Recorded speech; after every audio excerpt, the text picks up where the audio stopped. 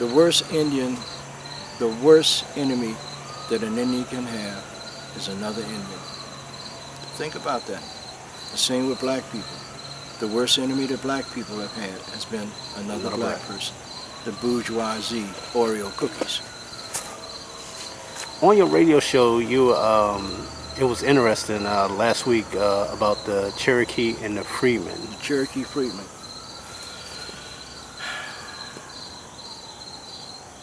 When Andrew Jackson decided that he wanted that land in the southeastern part of the United States for white people, there had already been peaceful treaties and peaceful coexistence between Indians and whites. But when he saw that there was a way to make money, a profit, he decided that he was going to round up all of the 6 they call civilized tribes, like no other tribes were civilized, and moved them out west on what became known as the Trail of Tears. He rounded them up and put them in the stockades. And thousands of these people died even before he decided in the coldest winter to make them walk from the south to Oklahoma, from Georgia, Mississippi, and Alabama to Oklahoma.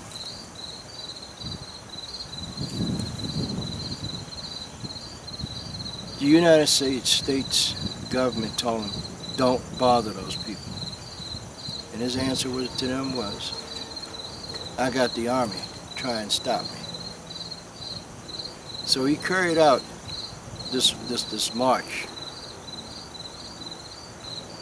Before there was a trail of tears, and before there was a Cherokee nation of Oklahoma, there was a Cherokee nation here on the East Coast.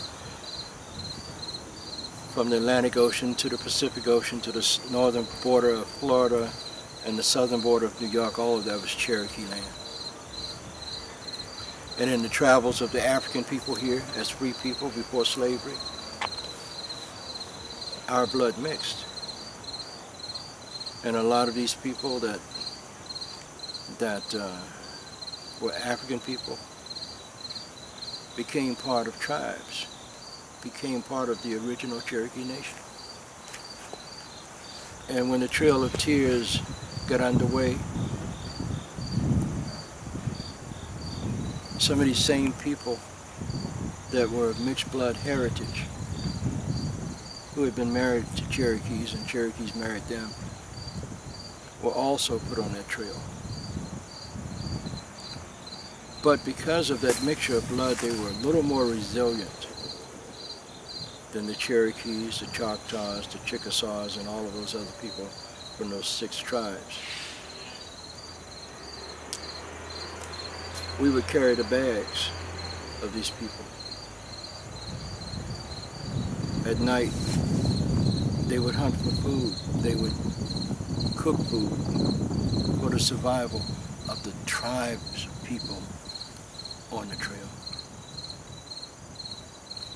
They tell these lies about, well, no, they were slaves.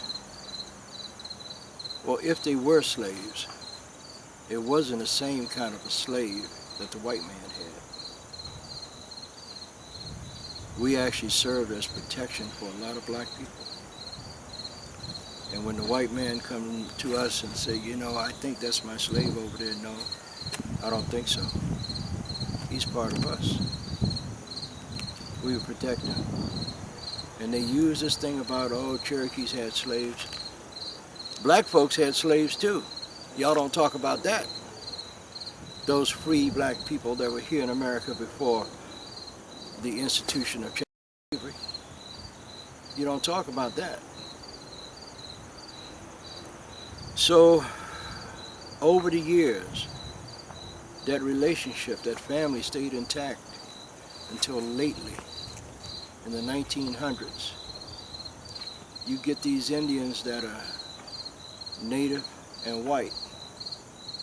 They bear the same mindset of the same white man that we've been talking about, of wanting to control everything and everybody. And then, of course, after the American Indian movement and the onset of casinos, let me tell you, Detroit, the story behind that. The Cherokee Nation of Oklahoma have a very well-ran, lucrative casino. And members of the Cherokee Nation of Oklahoma, members of the tribe,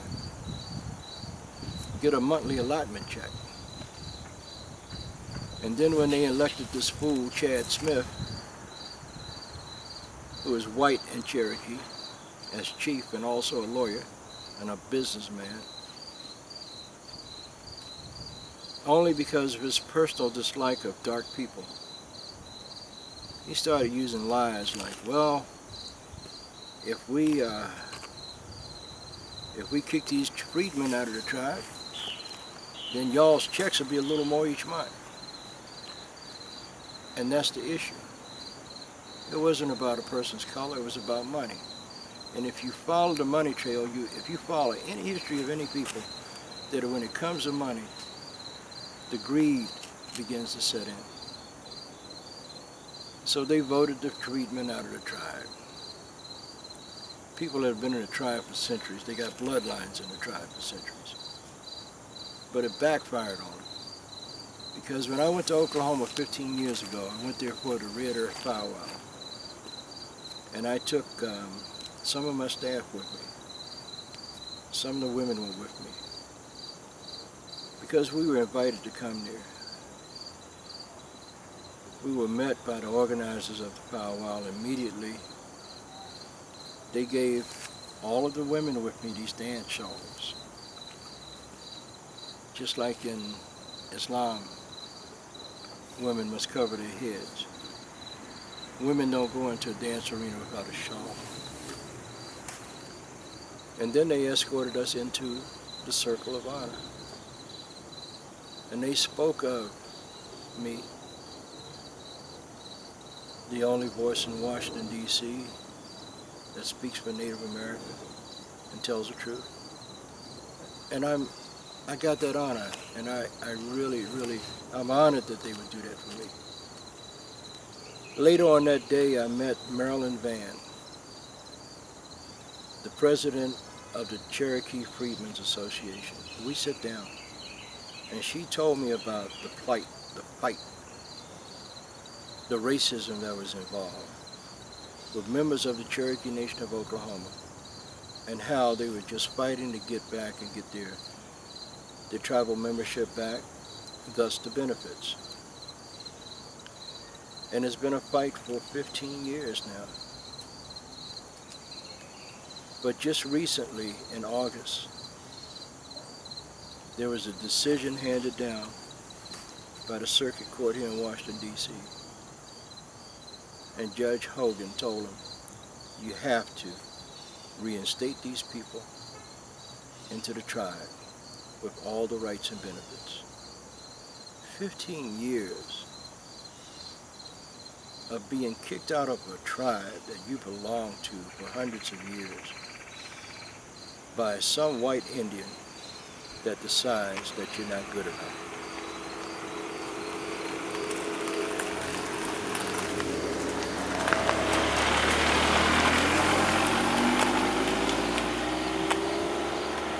Only because of the color of your skin, and only because of economics, more money. Shame on you, Chad Smith. When I had you on my show about 10 years ago to talk about this whole Cherokee Freedmen issue, I know you remember, I hope you see this. It was Chief Tex Hall and I can't think of his name. But anyway, these two men asked you a question. The doctor said to you,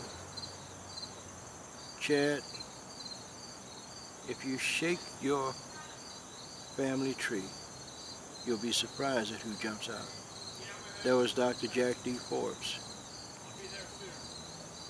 Professor Emeritus the University of California, Davis, the same man, he was a Native American from the East Coast, that wrote the proposal to start the very first Native American university, DQ University. And you blew him off. Chief Tex Hall, at the time, who was the president of the 3 affiliated tribes of North Dakota, the Mandan, Hadassah, and Arikara, and also the past president of the National Congress of American Indians, asked you a question, you couldn't answer it. He said, how do you get rid of your people when these people have been a part of your tribal governments and systems, your tribe, for hundreds of years? How do you get rid of your people? And you hung up the phone. You knew then, you knew before then that what you was doing was wrong. But guess what? God's got an answer for everything. The Cherokee Freedmen are now members of the tribe with full membership. And you are no longer the chief. And I made you a promise back then that when you ran for chief again, I would see to it that you don't get elected again, because I contacted a lot of your members that are not living in Oklahoma, and they voted you out. It's not me, Jay with a Nightwolf. I'm only doing what God told me to do. And I know some other things about you too. You don't want me to put them out there in the public. So you're a lawyer? Go on back being a white lawyer, because that's where you belong. You certainly don't belong with us. That's the end of my story, and I'm sticking to it. I'm honored that you would even think about asking me to do this. And I appreciate who you are for allowing the truth to be told. Yes, sir. On the camera. God bless. You too, brother. Peace.